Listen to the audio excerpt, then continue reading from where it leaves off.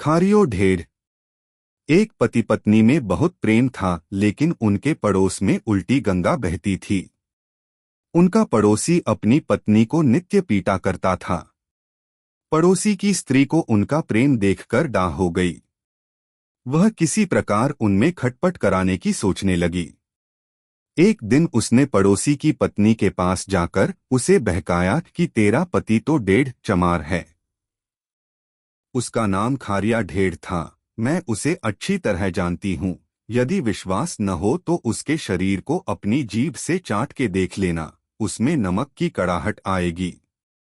उधर उसका पति शाम को घर आ रहा था तो वह उसे रास्ते में ही मिली और उससे बोली कि तुम्हारी स्त्री डाकिन है और वह रात को तुम्हारे कलेजे से खून चूसा करती है।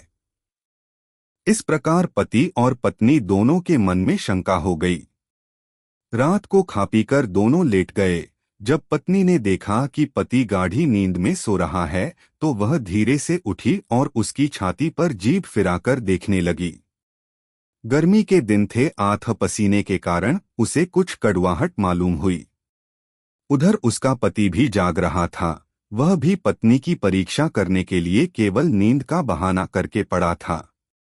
जब उसकी पत्नी उसकी छाती पर जीभ फेरने लगी तो उसने सोचा कि सचमुच ही यह डाकिन है और वह जोर से चीख उठा, डाकिन डाकिन। इधर उसकी पत्नी भी पुकार उठी, खारिया ढेर, खारिया ढेर।